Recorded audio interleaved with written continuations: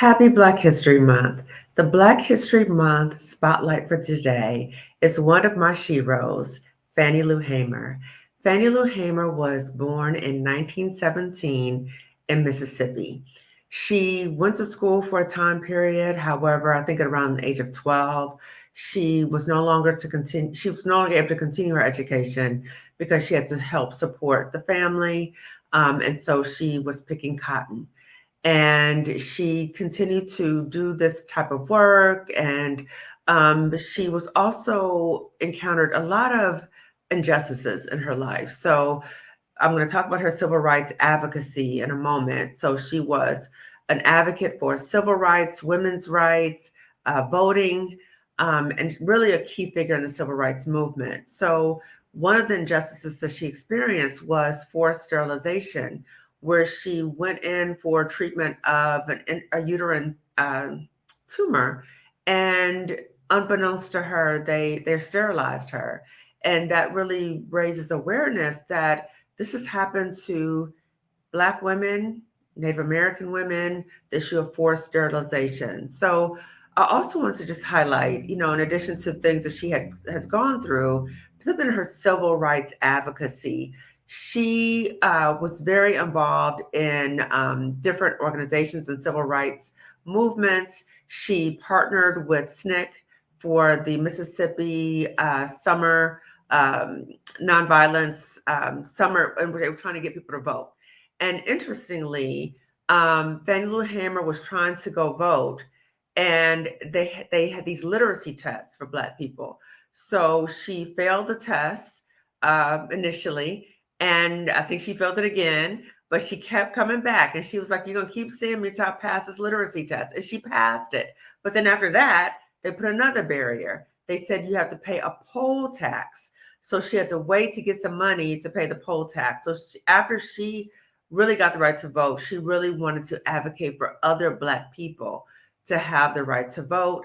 So she was a co-founder of the Mississippi, I want to say this correctly, the Mississippi Freedom Democratic Party.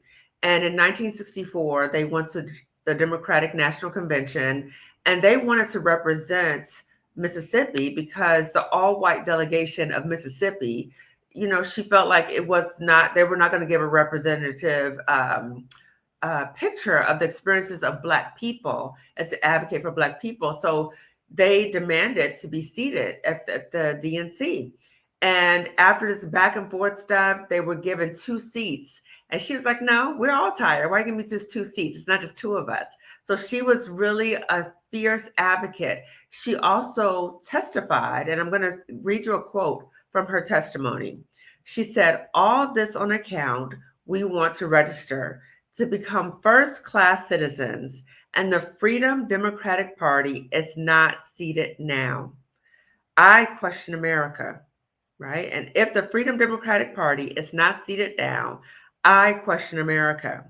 Is this America, the land of the free and the home of the brave, where we have to sleep with our telephones off the hooks because our lives are threatened daily because we want to live as decent human beings in America?" Can you believe she was saying this in the 1960s? And she encountered so much violence, yet she kept going. She kept going. And I really appreciate so much. Again, she's one of my sheroes because even though she faced brutality, even though she also faced classism where people looked down on her because of the way she spoke, even despite that, she kept going. And so I love what she said about when you're sick and tired of being sick and tired, then you do something about it. And that is exactly what makes her a Sisters in the Struggle for Liberation. And that has inspired me ever since I've known about Fannie Lou Hamer. I think like in college, I learned about her. But ever since I learned about her, that fighting spirit, that resonates with me. And just like when I talk about so many different things on my YouTube channel, but particularly Black women in toxic jobs, I was sick and tired of being sick and tired of my experience in a toxic job. That's why I left. That's why I resigned. But I also became sick and tired of being sick and tired of so many Black women having a similar experience. So I just credit Fannie Lou Hamer for really being a role model for so many of us. And I really hope that we learn more about Fannie Lou Hamer and that we are inspired by her. And again, we will continue to fight no matter what adversities we go through, and we will learn to navigate through all these barriers, all these things they try to throw in our way. We will persevere, we will navigate, we will rise above, we will rise higher.